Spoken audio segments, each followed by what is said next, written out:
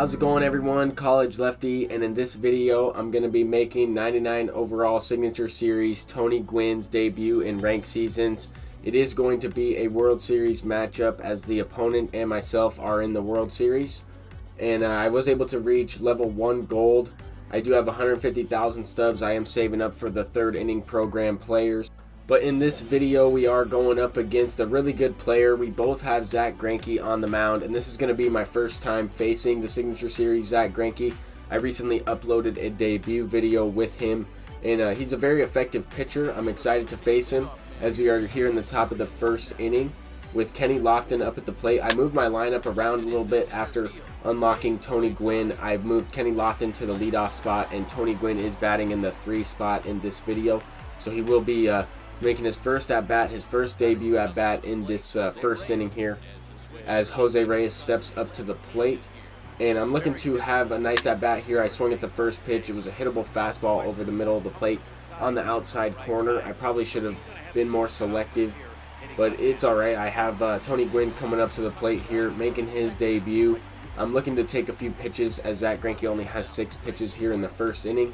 That was a nice changeup. Zack Greinke does throw a very effective changeup there at 82 miles an hour. You could see more of the break on that one right there. He throws the fastball up in the zone, and that was the pitch that I was looking for. I was a little bit late on it, but I did hit it well into the opposite field, left center field gap, and Willie Mays does track it down. Now we're facing 99 overall Signature Series Rickey Henderson, and this card's a very good card, 5-tool player, all around stud, and I was able to jam him up a little bit. He flew one out to right field. Now we're facing his Ichiro, and I got him with the big looping curveball, 71 mile an hour curveball from Zack Greinke. And now the opponent has Signature Series Roberto Alomar up at the plate, and this is the card I'm really excited to try out. I also want to try out that Rickey Henderson myself, as I did like the 87 overall diamond version, the pre-order, or I guess I should say special edition diamond version of Rickey. I wanted to try out this Roberto Alomar as well. I'm kind of waiting for their prices to drop a little bit more. I'm going to wait till they're around 80,000 stubs, or maybe slightly below 80,000. If they do reach that threshold, I will go ahead and pick both of those cards up, and then also pick whichever one I don't buy off the market. I'll pick them up through the program and try to get all 3 of those cards on my squad. But here the opponent is trying to steal with Roberto Alomar, and he is going to be in there safely. 87 speed with the high stealing rating does get in there safely. We are facing Frank Thomas, and we have 2 outs in the inning, so I'm just looking to get the batter, which is exactly what happens. He pops up to Pablo Sanchez, and he makes the play there. So in the top of the second inning, I mean, nothing doing in the first so far.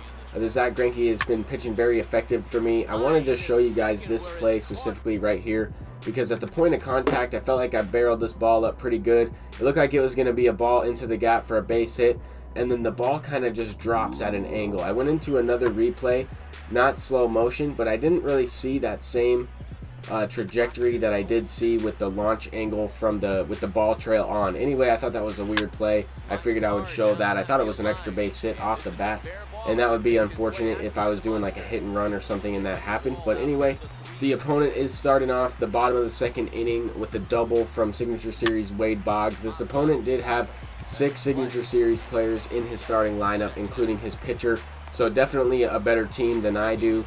But at the same time, I mean, overall doesn't necessarily matter all that much. It's more about how you perform with these cards. I noticed that this opponent was a little bit late on the fastballs. Sometimes he was looking for the fastball inside and sitting on it. He would barrel it up and either hit it the opposite field or pull it. It depends on his contact, the swing type that he had of his player.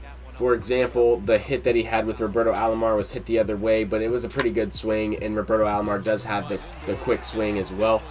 There with Lindor, I felt like I missed that one a little bit. It was over the middle of the plate. That fastball was definitely hittable, but I didn't really feel like I barreled it up all that much, and Lindor does send it off the green monster. It was a good, okay hit.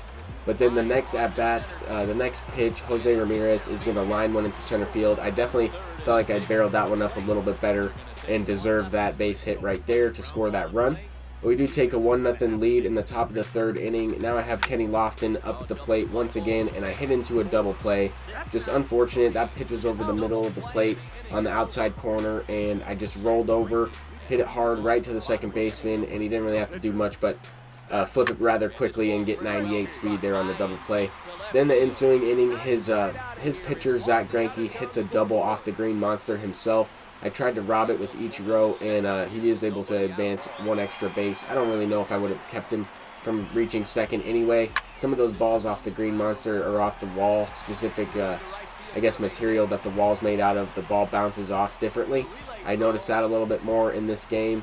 And luckily I was able to at least get an out here with this play. The opponent got a little bit too aggressive, and he probably just pressed L1, sending both of his runners when he tried to just send the runner to second base into Ichiro. But there, Roberto Alomar on a similar hit, the opposite field to left field, and that one hangs up just enough for Ichiro to catch it. Ichiro is now in left field with Tony Gwynn in right field as he does make his second at-bat there. Flew out to left field. It was definitely a good pitch to hit. I just didn't turn on it and did not pull the baseball. Later on in the inning, I tried to steal third base with Jose Reyes. I tried to be aggressive, try to get the guy over to third with less than 2 outs, and try and make the sac fly, which is exactly what I hit, but it was unable to get the job done because I got thrown out at third. I was trying to be aggressive early in the game with a 1-run lead. I figured why not. But I got the opponent off balance with this curveball pretty well. But like I mentioned in the last video, you can't really spam the curveball over and over again, because even with good feedback on that one, I did miss the hoop a little bit on the analog. But Frank Thomas is going to smash that one out into left center field. That's going to be an extra base hit for him. He is going to get to third because, once again, the ball bounced off the green monster in a weird way. I thought I was under it with Kenny Lofton, able to make the play, but Ichiro was able to get there and get that bounce. But anyway, Wade Boggs is going to manufacture that run. He does hit one to second base there and manufacture that run. Later on in the game, Pablo Sanchez does get a base hit, a similar base hit to the previous hit that he had, the one that I went into slow motion and it was a weird angle.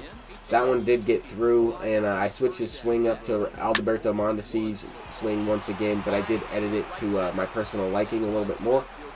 Here with Ichiro, I was able to knock a base hit, so we have second and third with Lindor up at the plate, who already has a double off the green monster out there, and he is going to flare one into the outfield. I thought that ball was getting down, and I just got a little bit too aggressive. I thought 53 speed would be able to score on that. He does get the ball in rather quickly. I got thrown out at the plate. That was the go-ahead run. I was going to try and suicide squeeze because the opponent did walk Jose Ramirez intentionally to load up the bases, and when I did that, I got caught, and he throws it into left field. Kind of a crazy play right there, but I was able to score 2 runs rather than just 1 run on the squeeze. It was a play that worked out in my favor. I definitely got extremely lucky in that situation, but I've kept his Rickey Henderson off the board. I was able to jam him up a few times. Now we're facing Roberto Alomar. He does have Ichiro on first base, and this opponent was looking to steal some bases. He was pretty aggressive in this game. In the bottom of the 5th inning, he is going to go ahead and try and take second. I threw the slider. It was just inside off the plate, and Pablo Sanchez guns his runner down with 99 arm strength.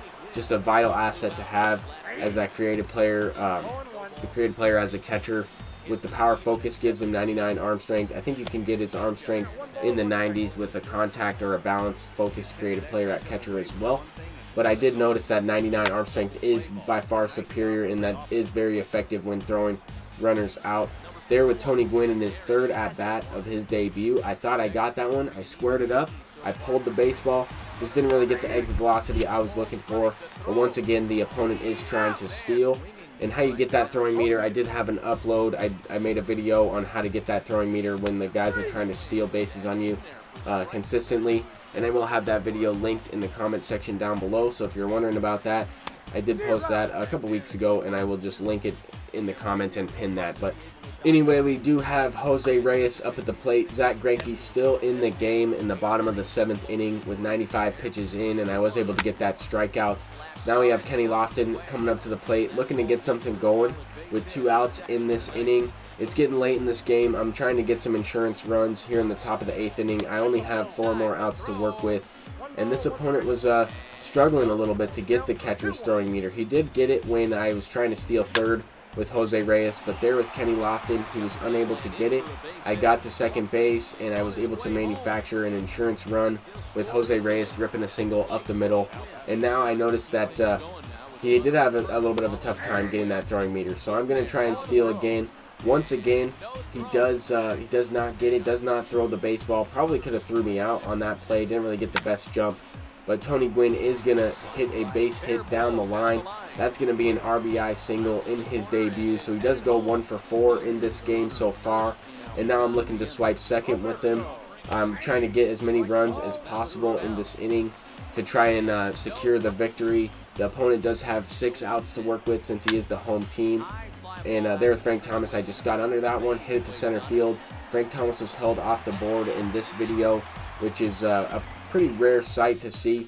I've been doing extremely well with that Frank Thomas, but now that I have another 99 overall in Tony Gwynn, I'm looking to expand the production throughout my lineup and not have to rely on one extremely good hitter like Frank Thomas in the lineup for production and runs, if that makes sense. I tried to pick up other guys like Kenny Lofton and Ichiro for that exact reason, for the speed, but I do need to upgrade my team a little bit more. I'm playing up against guys in the 950s and above that have a lot of signature series players. This guy has a much better team than I. He can come back at any possible moment. I mean, 4 runs is nothing. I mean, down to his last 4 outs, though, it is looking pretty good here, as we do have Raleigh Fingers in the game. This Raleigh Fingers is really effective, the Milwaukee Brewers team affinity card. I've had a lot of success with this card, and I guess bullpen diamonds are hard to come by. It's tough to find very effective bullpen relievers right now.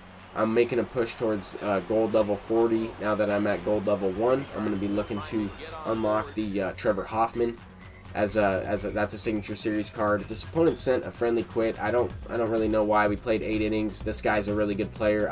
I know who he is through his PSN, and I was able to get the win. He was at 988. That's going to do it. That's going to be the Tony Gwynn debut, the signature series. I'm looking forward to playing more games with him. But I'm College Lefty, guys. Until next time, peace out.